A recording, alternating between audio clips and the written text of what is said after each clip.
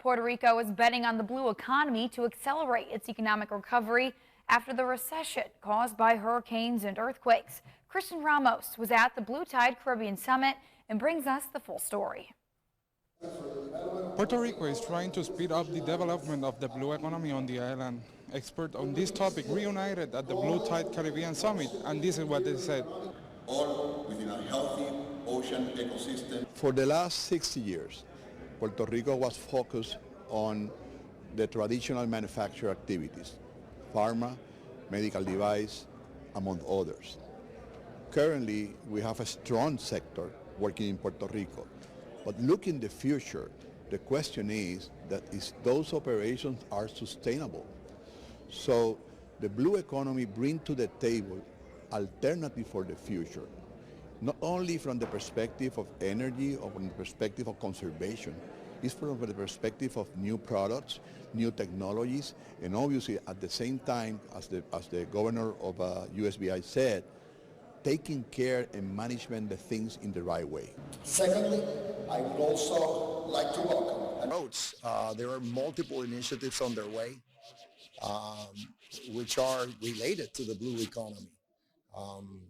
Among others, for example, the development of a microgrid, up also a scientific center using federal funds. It's called MBRIC, and this is MBRIC is being created with a $16 million grant that EDA gave to the Redevelopment Authority at Roosevelt Roads.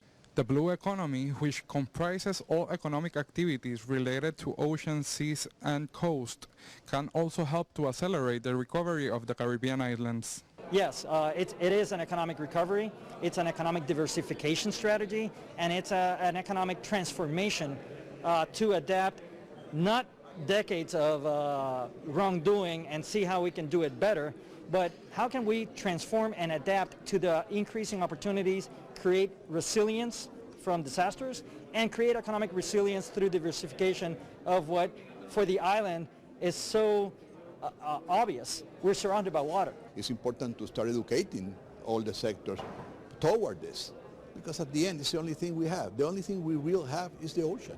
It's our partner, it's our silent partner that work 7 days of the week. So that's the right partner that we need, and we have a lot of resources and a big chunk of money that are coming from the economy, blue economy, that we can capitalize in Puerto Rico and the region as well. It is estimated that the blue economy can have an economic impact of over $80 million. Reporting from Fajardo, Puerto Rico, Christian Ramos.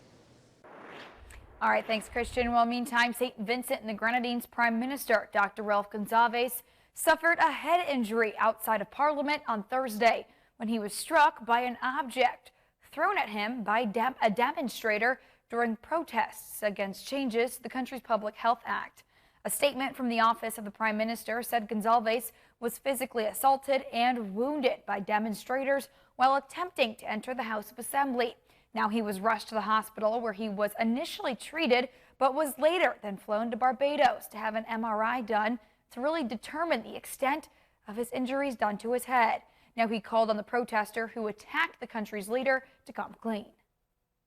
I want to ask the assailant.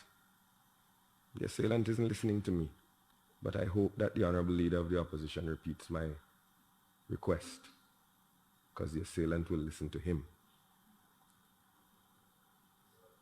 I'm going to ask the assailant to go to a lawyer and to turn yourself in. There is video footage of you making your attempt on the Prime Minister. I sincerely think it will go better for you if you go and get a lawyer and you turn yourself in. There are two lawyers here on the opposition, Senator Bruce, the leader of the opposition. I'm sure they'd be happy to guide you. So that's one thing. I would like the assailant, with great respect, to try to put this episode behind us. Yeah, some pretty serious words there. The protesters who had been called out by the opposition and trade unions were agitating against the amendment to the Public Health Act that would allow for frontline government workers to be mandated to get the COVID-19 vaccine in order to stay on the job.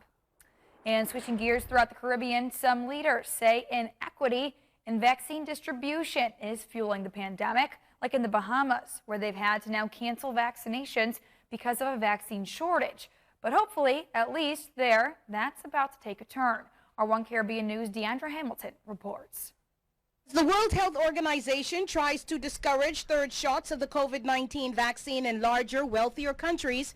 The Bahamas, one of those struggling to secure vaccine doses for its small population, was getting a new shipment in through the COVAX facility. The facility has struggled, some say even failed, to do as it promised. Keep equity to ensure larger countries did not gobble up supplies and shut out smaller bargaining nations. There's huge inequity in vaccine distribution, which is fueling this pandemic. At this time, vaccines alone cannot get us out of this pandemic. Public health and social measures are vital to end this pandemic and hasten economic recovery.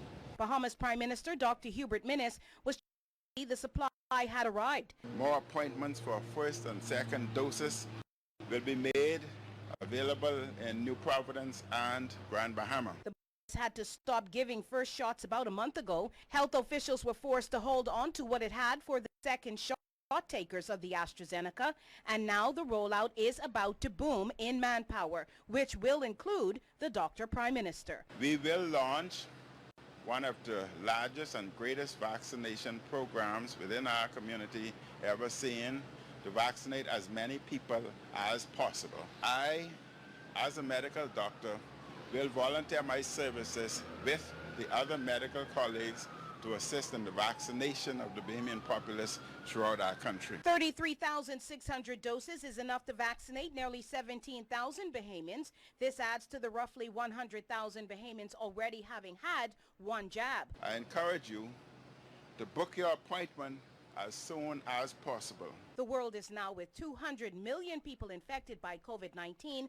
3.8 billion have had the COVID-19 vaccine. And that was our Deandra Hamilton reporting. Well, the U.S. Coast Guard on Thursday offloaded a massive, we're talking record-setting haul of cocaine and marijuana in Port Everglades, Florida. Altogether, the drugs are valued at upwards of $1.4 billion. This is the largest offload in the history of the Coast Guard. It included roughly 59,700 pounds of cocaine and about 1,430 pounds of marijuana. The drugs were seized in multiple interdictions in the Eastern Pacific and Caribbean Sea. Now, the commander of the Coast Guard, Cutter James, said in the last 3 months, authorities have seized twice the amount of drugs at sea as they did in fall of 2020.